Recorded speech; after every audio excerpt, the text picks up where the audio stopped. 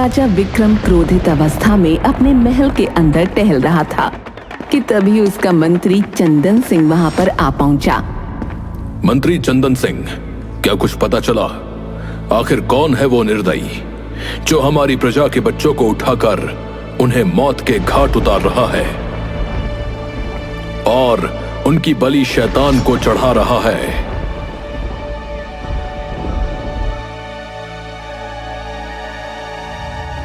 महाराज, हमें पता लग चुका है, लेकिन आप उसका नाम नहीं सुन पाएंगे।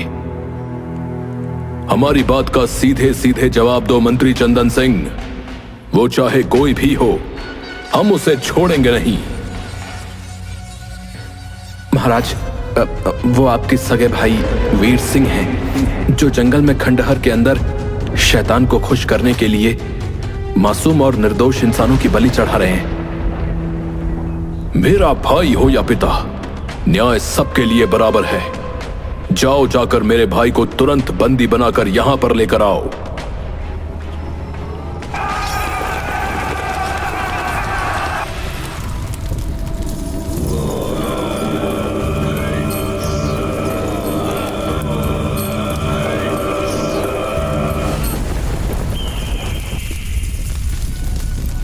तुम्हारी हिम्मत कैसे हुई गुफा के अंदर आने की? एक सैनिक ने गुस्से से वीर सिंह की ओर देखकर कहा। महाराज ने तुम्हें बंदी बनाने का आदेश दिया है।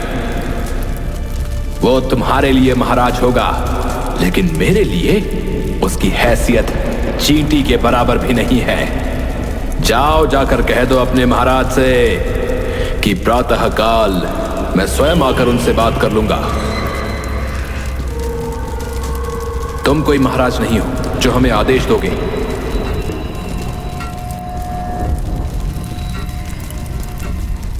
देखते क्या हो, बंदी बना लो इसे और घसीटते हुए राजमहल ले चलो। कुछ ही देर में बहुत सारे सैनिक वीर सिंह को घसीटते हुए राजमहल ले गए। राजा विक्रम गुस्से से वीर सिंह से बोला, तुम हमारे छोटे भाई के नाम पर कलंक हो। तुमने हमारे खानदान का नाम मिट्टी में मिला दिया।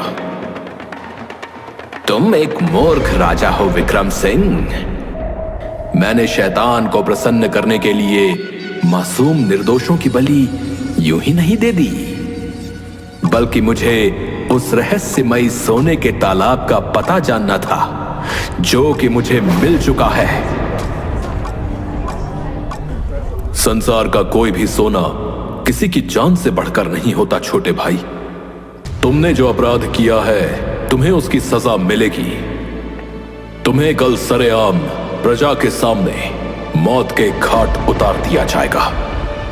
इतना बोलकर राजा सैनिकों से बोला, इसे कारागार में बंद कर दो। सैनिकों ने घसीटते हुए वीर सिंह को कारागार में डाल दिया।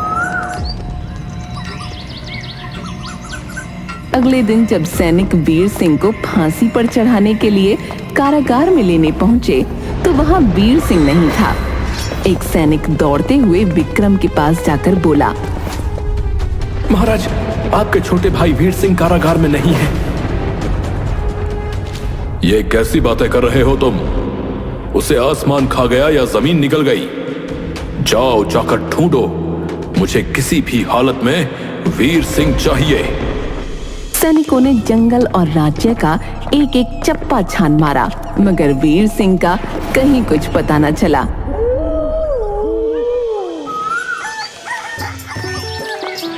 इस घटना के 20 वर्ष बाद कन्हैया शाम को अपने घर पर आया ही था कि तभी कन्हैया के पिता गुस्से से कन्हैया से बोले, तुम कहां से आ रहे हो कन्हैया?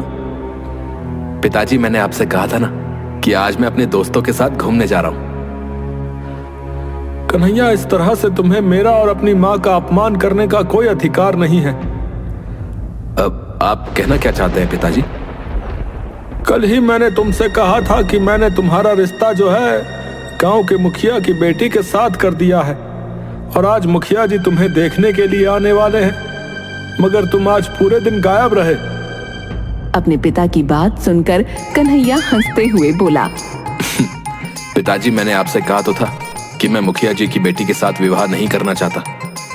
आप तो जानते हैं कि मेरे हाथ की रेखाओं में मेरा विवाह किसी राजकुमारी के साथ लिखा हुआ है।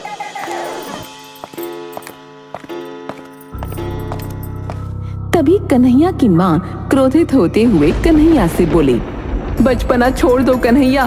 तुम्हारे बचपन में एक साधु ने मुझे तुम्हारा हाथ देखकर यही कहा था और मैंने सबसे बड़ी भूल कर दी तुम्हें ये बात बताने की। अरे साधु तो भिक्षा लेने के लिए इस तरह की बातें बोल ही देते हैं। परंतु माँ, मैं गंभीर हूं।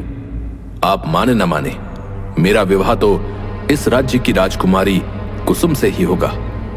सुना है राजा विक्रम सिंह की पुत्री राजकुमारी कुसुम बहुत सुंदर है। तुम्हारे ये सपने किसी दिन तुम्हें बर्बाद कर देंगे कन्हैया।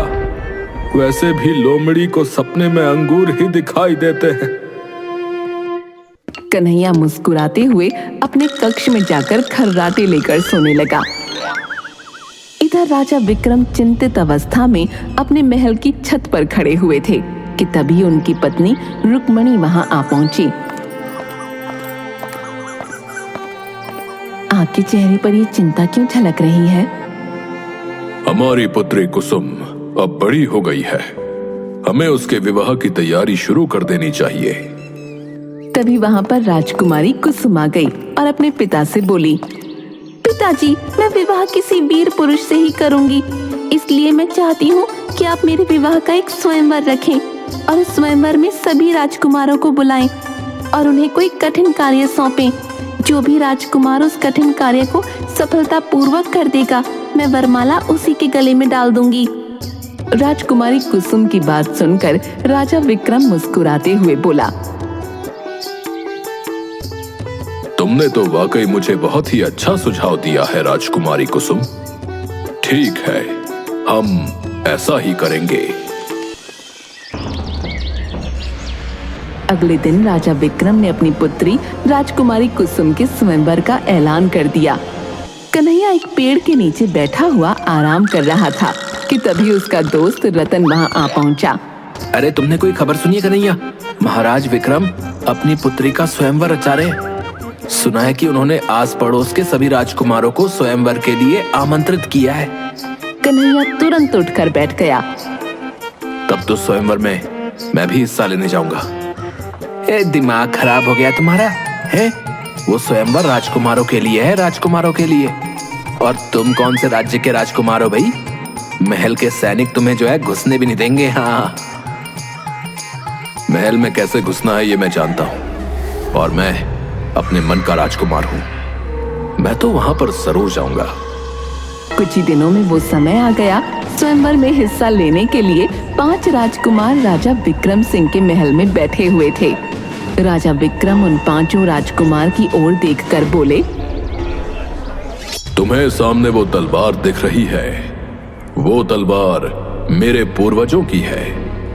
कहते हैं कि मेरे पूर्वज बड़े ही शक्तिशाली थे। उस तलवार का भार इतना अधिक है कि आज तक उस तलवार को कोई भी नहीं उठा पाया।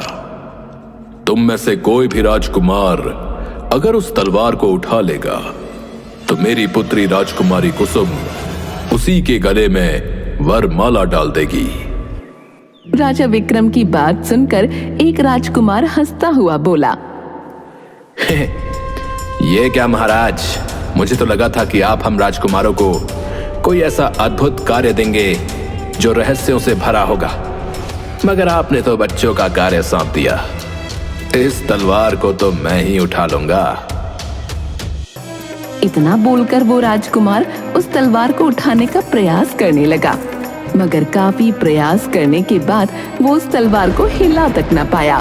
कुछ ही देर में सारे राजकुमारों ने अपनी सारी कोशिशें आजमा लीं और सब के सब सर झुकाकर खड़े हो गए। राजा विक्रम हंसते हुए बोले, क्या हुआ? क्या तुम में से कोई भी इतना शक्तिशाली नहीं जो इस तलवार को उठा सके?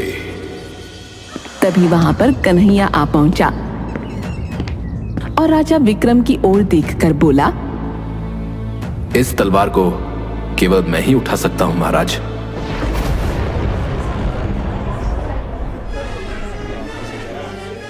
तुम्हें यहां पर अंदर किसने आने दिया? यह स्वयंवर का समारोह शाही राजकुमारों के लिए है, तुम्हारे जैसे साधारण गांव के युवकों के लिए नहीं। कन्हैया मुस्कुराते हुए राजा विक्रम से बोला, मेरा नाम कन्हैया है महाराज, और मैं आपके सैनिकों की आंखों में धूल झोंक कर यहां तक आ पहुंचा। इससे पता लगता है कि मैं चतुर हूं। और रहा सवाल स्वयंवर के राजकुमारों की प्रतियोगिता का, तो वो मैंने खुद देख लिया कि एक भी राजकुमार उस तलवार को हिला तक नहीं पाया। राजा विक्रम गहरी सोच में डूबते हुए बोले, पहले तुम उस तलवार को उठाकर दिखाओ, उसके बाद मैं इस बारे में सोचूंगा। राजा विक्रम का इतना कहना ही था कि कन्हैया ने उस तलवार को ऐसे उठा लिया मानो वो उसके लिए कोई कागज की तलवार हो। ये देखकर राजा विक्रम आश्चर्यचकित रह गए। तभी रंग बिरंगी किरणों के साथ राजकुमारी कुसुम गायब हो गईं। राजकुमारी को गायब होते देख राजा विक्रम घबराते हुए बोले, राजकुमारी कुसुम कहाँ गायब हो गई? राजकुमारी कुसुम के गायब होते ही महल में हाहाकार मच गया। राजा विक्रम कन्हैया की ओर देखकर बोले, तुम जरूर कोई जादूगर मालूम होते हो लड़के। राजमहल के सैनिकों की आंखों में धूल झोंकना इतना आसान काम नहीं है, और इस तलवार को उठाना असंभव है। तुम अपने जादू की शक्ति से राजकुमारी कुसुम का अपहरण करने के इरादे से यहां आए थे। कन्हैया डरते हुए बोला, नहीं महाराज, राजकुमारी कुसुम के गायब होने में मेरा कोई हाथ नहीं। आप मुझे गलत समझ रहे हैं। मैं तो बस आपको अपनी बहादुरी दिखाने आया था। इसे तुरंत बंदी बनाकर कारागार में डाल दो। तुरंत कन्हैया को बंदी बनाकर कारागार में डाल दिया गया। राजा विक्रम अपने मंत्री चंदन सिंह से बोले, जल्दी से राजगुरु को यहां पर बुलाओ। जैसा आपका आदेश महाराज। कुछ ही देर में राजगुरु राजा विक्रम के सामने खड़े हुए थे। आपके पास चमत्कारिक शक्तियां हैं राजगुरु। आखिर राजकुमारी कुसुम कहां गायब हो गई? चिंता ना करें राजन, मैं अभी पता लगाता हूं। राजगुरु आंखें बंद करके मंत्र पढ़ने लगे। कुछ देर बाद राजगुरु आंखें खोलकर राजा विक्रम से बोले, राजकुमारी कुसुम एक जादुई सोने के तालाब के अंदर कैद है महाराज।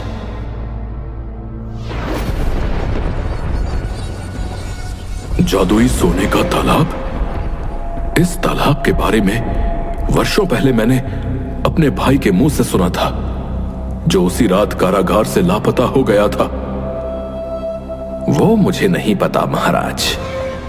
मैं अपनी दिव्य दृष्टि से सिर्फ राजकुमारी कुसुम को जादुई तालाब के अंदर बंदी बना हुआ देख रहा हूं। राजगुरु, तो फिर राजकुमारी कुसुम को वहां से आजाद कैसे कराया जाए? इतना आसान नहीं है महाराज। उस जादुई सोने के तालाब के अंदर केवल वही प्रवेश कर सकता है जो निडर हो और जिसमें अद्भुत शक्ति हो। ऐसा शक्तिशाली जो आपके पूर्वजों की तलवार को उठा ले, वही उस जादुई तालाब के अंदर प्रवेश कर सकता है। राजगुरु की बात सुनकर राजा विक्रम राजगुरु को स्वयंवर की सारी घटना बताते हुए बोले, मुझे लगा था कि उस व्यक्ति ने अपने जादू की शक्ति से मेरी बेटी का अपहरण किया है। नहीं राजन, उसमें उस बेचारे का कोई दोष नहीं, बल्कि अगर तुम्हारी पुत्री को कोई बचा सकता है तो केवल वही व्यक्ति बचा सकता है। उसे तुरंत कारागार से बाहर करो। कन्हैया को उसी समय सैनिक कारागार से बाहर निकाल लाए। राजा विक्रम कन्हैया की ओर देखकर बोले, मुझे क्षमा कर दो कन्हैया, मैंने तुम्हें गलत समझा। कन्हैया, केवल तुम ही हो जो राजकुमारी कुसुम को सोने के जादुई तालाब के अंदर से छुड़ाकर ला सकते हो। मैं तुम्हें उस जादुई सोने के तालाब के कुछ दूर तक ही पहुंचा सकता हूं, क्योंकि किसी ने उस जादुई सोने के तालाब के इर्द गिर्द काले मंत्रों का सुरक्षा घेरा लगा रखा है। कन्हैया मुस्कुराते हुए राजा विक्रम की ओर देखकर बोला, मैं तैयार हूं महाराज, परंतु अब मेरी एक शर्त है। कैसी शर्त? अगर मैं आपकी पुत्री को यहां लाने में कामयाब हो जाता हूं तो आपको अपनी पुत्री का विवाह मुझसे कराना होगा। कन्हैया की बात सुनकर राजा विक्रम गहरी सोच में डूबते हुए बोले, ठीक है, मैं तैयार हूं। राजा विक्रम की उस तलवार को उठा लो कन्हैया। वो तलवार कोई साधारण तलवार नहीं, बल्कि अद्भुत शक्तियों की तलवार है।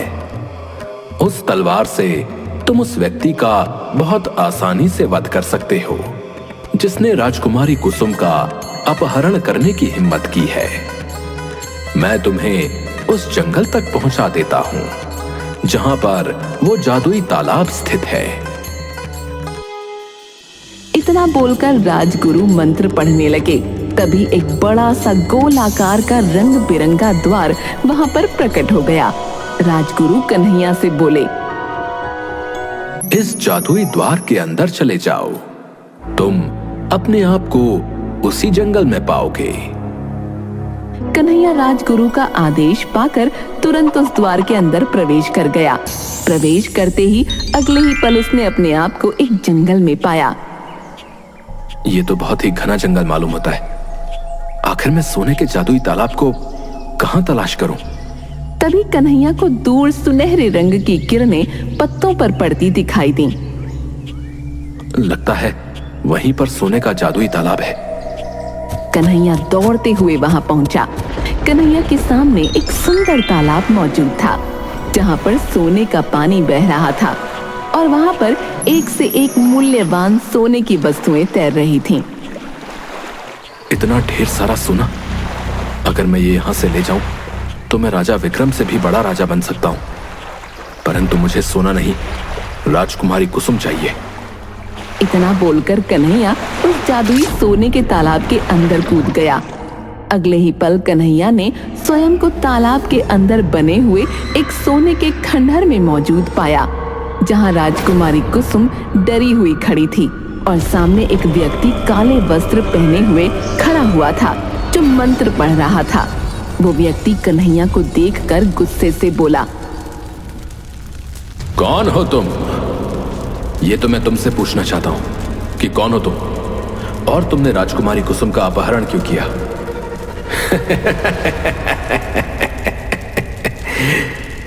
मेरा भाई राजा विक्रम अभी भी मूर्ख ही है।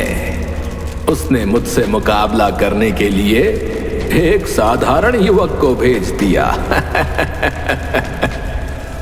ये सुनकर कन्हैया चौंकता हुआ बोला, क्या तुम राजा विक्रम के वही भाई हो जिसके बारे में राज्य में बड़ी ही अजीबोगरीब किस्म की अफवाहें मशहूर हैं? 20 साल पहले अपने जादू की शक्ति से कारागार से भागकर यहां तक आ गया था। दरअसल मैं इस सोने के जादुई तालाब के अंदर की सारी वस्तुएं और तालाब का जादुई पानी ले जाना चाहता हूं। इस जादुई तालाब का जादुई पानी मुझे अमर बना सकता है, परंतु इसके लिए मुझे यहां पर शैतान को बुलाना पड़ेगा और अपने ही खानदान की किसी कन्या के खून की बलि देनी पड़ेगी। और इसके लिए राजकुमारी कुसुम से बेहतर कोई नहीं है। तभी कन्हैया ने अपनी तलवार निकाली। तलवार देखकर वीर सिंह चौंकते हुए बोला, ये तो मेरे पूर्वजों की तलवार है, इसे तो कोई नहीं उठा सकता। जानता हूं, पर पता नहीं कैसे मैंने इसे उठा लिया। शायद तुम्हारी मौत मेरे ही हाथों लिखी थी। मैं जानता हूं कि तुम राजकुमारी कुसुम को इतनी आसानी से मेरे हवाले नहीं करोगे। उसके लिए मुझे तुम्हें मारना पड़ेगा। इसके बाद कन्हैया और वीर सिंह के बीच भयंकर युद्ध हुआ और अंत में कन्हैया ने अपने इष्ट को याद करते हुए कहा, मरने के लिए तैयार हो जाओ, इतना बोलकर कन्हैया ने तलवार से सीधे वीर सिंह पर वार कर दिया। वीर सिंह चीखता हुआ वहीं पर ढेर होकर गिर गया। आपके शौर्य और बहादुरी की मैं कायल हो चुकी हूँ। राजकुमारी, मैं तो बरसों से आपको अपना बना चुका हूं। आइए अब महल की तरफ प्रस्थान करते हैं। अगले ही पल रंग बिरंगी किरणों के साथ राजकुमारी कुसुम और कन्हैया ने स्वयं को राजमहल में पाया।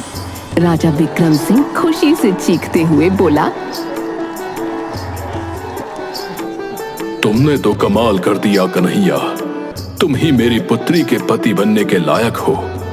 मैं अपनी पुत्री कुसुम का विवाह अभी और इसी समय तुमसे करूंगा। अब मुझे विस्तार पूर्वक बताओ कि आखिर मेरी पुत्री का अपहरण किसने किया था। कन्हैया राजा विक्रम को सारी घटना बताते हुए बोला,